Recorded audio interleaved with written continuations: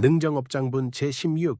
다시 또 수보리야. 만약 선남자 선여인이 이 경을 받아 지니고 읽고 외우는데도 혹시 다른 사람으로부터 무시당하고 천대를 받으면 이 사람은 지난 세상에 지은 죄업으로 악도에 떨어져 마땅한데도 금생의 남으로부터 무시받고 천대받음으로써 전생의 죄업이 소멸되고 반드시 안욕 따라 삼맥삼보리를 이루리라. 수보리야, 내가 과거 한량없는 아승직업을 생각건대 연등 부처님을 만나기 전 804 천만억 나유타 부처님을 만나서 모두 공양하고 받들어 섬기어 헛되이 보낸 적이 없었느니라.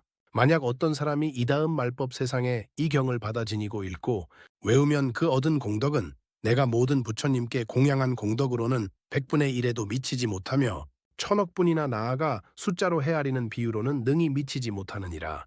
수보리야, 만약 선남자 선여인이 다음 말법 세상에서 이 경을 받아 지니고 읽고 외우면 얻게 될 공덕을 내가 자세하게 설명한다면 이 말을 듣는 사람은 마음이 미친 듯 어지러워 의심하고 믿지 않으리라. 수보리야, 마땅히 알아야 한다. 이 경은 뜻도 불가사의하지만 과보도 또한 불가사의하느니라. 업장이라 함은 내가 지은 업으로 인해서 장애가 일어난 것입니다. 능정은 능히 스스로 깨끗하게 하다라는 의미입니다. 불교에서의 업과 인과는 매우 정확하고 논리적입니다. 지금 내가 가난하다고 하면 내가 베풀지 않은 업에 따른 인과입니다. 내가 사업을 하거나 장사를 하더라도 남에게 고객들에게 종업원들에게 베풀지 않고 그 일을 한다면 일시적으로 지탱할지는 몰라도 장기적으로는 문을 닫게 됩니다. 물론 덜어는 베풀지 않고 되는 경우도 있겠지만 사실상 그런 경우는 흔하지 않습니다. 그렇게 성공한 사람은 자기 사업에 관련한 성은만 지었거나 혹은 전생에 지은 성은을 이 생에서 다 써먹는 경우에 해당합니다. 업에 따른 인과는 한치의 오차도 없이 정확합니다. 내가 오래도록 건강하게 살고 싶지만 전생에 살생 업이 많으면 이 생에서 비명횡사하게 됩니다. 또 이 생에서 기름지거나 몸에 좋지 않은 것을 먹어왔다면 당연히 병에 걸리게 됩니다. 현재 나에게 일어난 모든 것은 내가 지은 업 때문에 발생한 현상입니다. 악업이 아니라면 본인의 삶에 장애가 발생할 이유가 없습니다. 업을 정화한다는 것은 삶에 장애가 일어나지 않게 하는 것이며 내가 악업을 짓고도 장애가 일어나지 않는다고 하는 것은 크나큰 착각입니다. 신을 믿는 사람들의 가장 큰 문제는 만약 내가 신에게 모든 것을 빌거나 고하면 내가 지은 악업이 없어진다고 믿는 것입니다. 심지어 중세에는 교회에서 돈을 주고 면죄부를 팔기까지 했습니다. 기복불교 또한 마찬가지입니다. 부처님께 빌어서 모든 것이 나아진다면 교회 가서 하느님께 비는 것과 아무것도 다를 바가 없습니다. 불교든 기독교든 내가 선업을 행하지 않고 단지 그 종교를 믿었다고 해서 구원을 받았다고 믿으면 매우 위험하며 자기 착각에 불과합니다. 내가 주체가 되어 나의 업을 정화하고 악업에 따른 장애를 없애는 것은 불교 수행의 근본입니다. 부처님을 믿기만 해도 우리가 해탈할 수 있다면 우리가 수행해야 할 이유가 없습니다. 우리가 부처님 법을 믿는다는 것은 부처님이 가르쳐 주신 방법대로 실행했을 때 우리의 근본 번뇌와 생사를 초월한 자유를 얻을 수 있다는 것을 믿는 것이며 이는 역사적으로 부처님과 부처님의 수많은 제자들을 통해 검증되어 왔습니다. 부처님의 인과법은 현대의 과학만큼이나 정확하고 논리적입니다. 자신의 업을 정화하지 않으면 육도윤회에 떨어질 뿐입니다. 혹자는 육도윤회를 부처님께서 비유법으로 얘기하신 것이라고 하지만 그렇지 않습니다.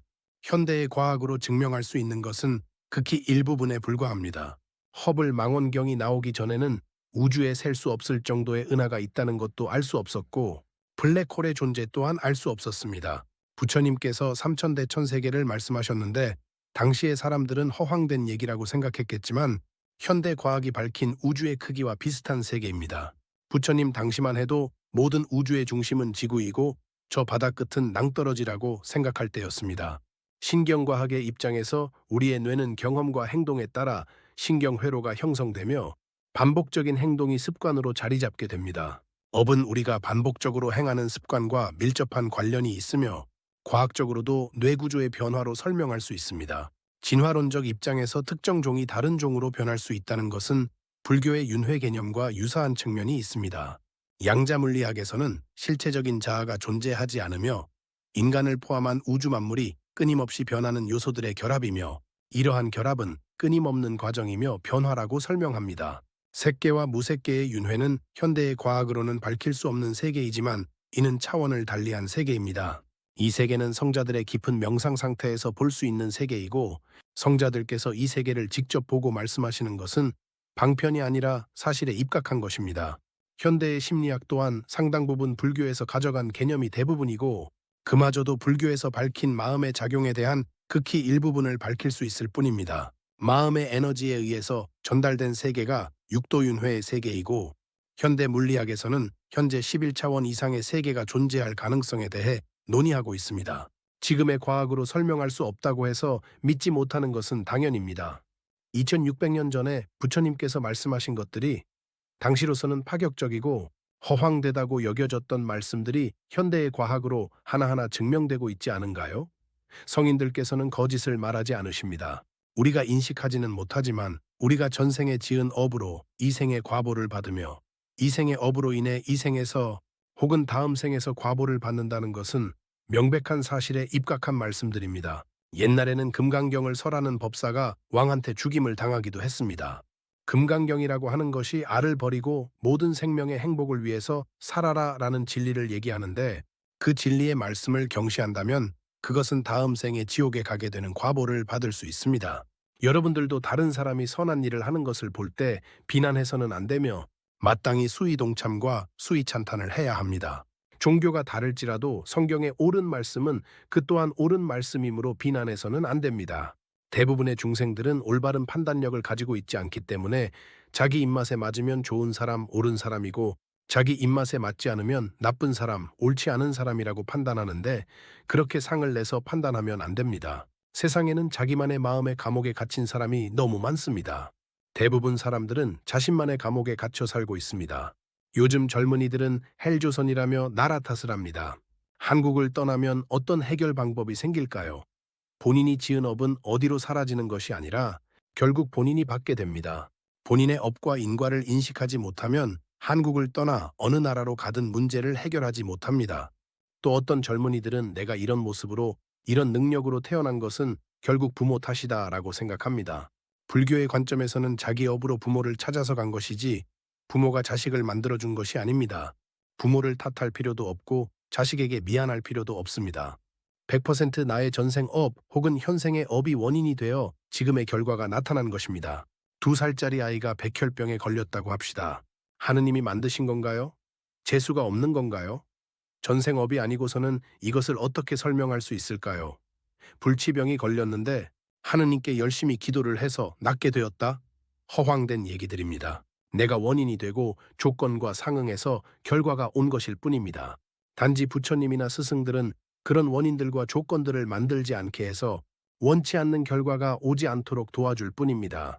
본인의 의지로 가꿔서 행복해지라고 하는 것만큼 합리적인 얘기가 또 어디 있겠습니까?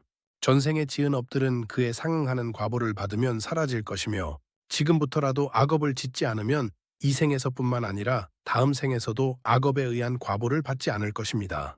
공성에 대한 깨달음의 가치는 천문학적인 산수로 계산할 수 있는 것이 아닙니다.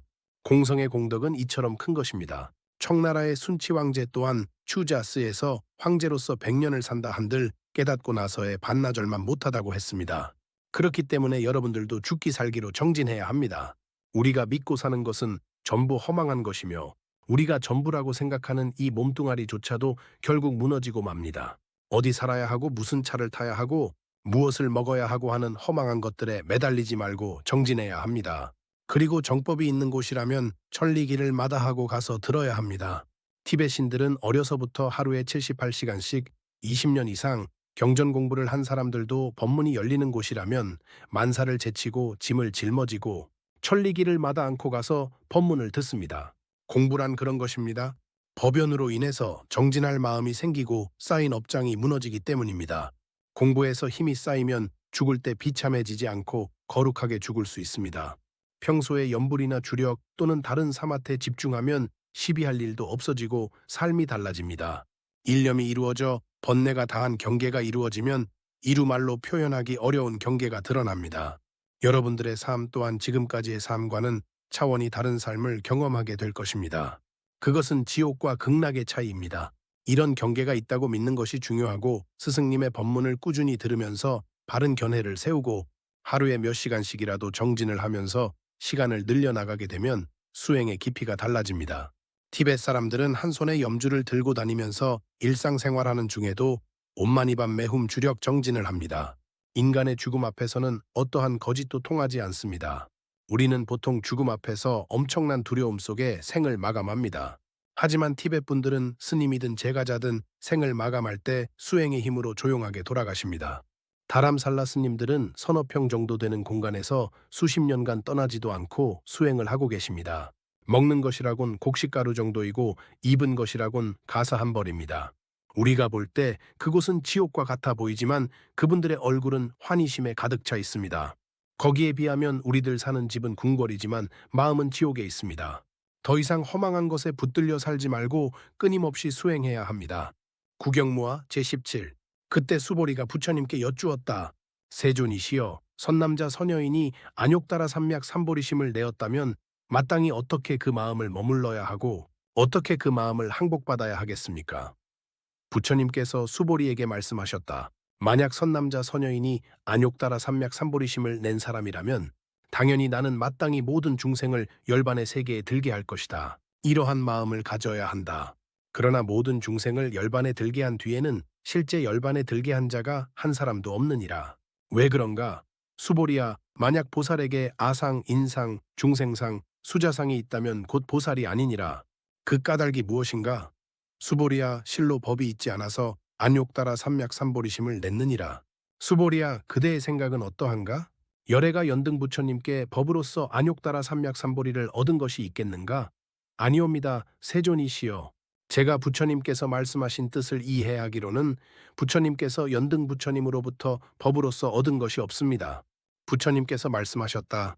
옳다 옳다 수보리야. 진실로 법으로서 열애가 안욕따라 삼약 삼보리를 얻은 것이 없느니라.